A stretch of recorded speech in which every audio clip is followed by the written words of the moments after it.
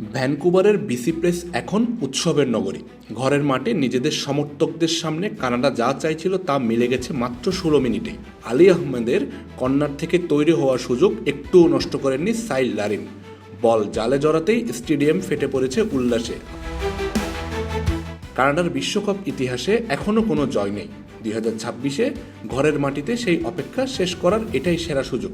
রুচি চানাচুর 300 গ্রাম ও 500 গ্রামের family pack, এক প্যাকে পুরো পরিবার। প্রথম ম্যাচে বসনিয়ার সাথে ড্রর পর আজ কাতারকে সামনে পেয়ে কানাডা স্পষ্টতই মরিয়া। আর লারিনের এই গোল সেই মরিয়া মনোভাবেরই প্রতিফলন। থামতে পারে। আমজাদ হোসেন আবির, খেলা 71।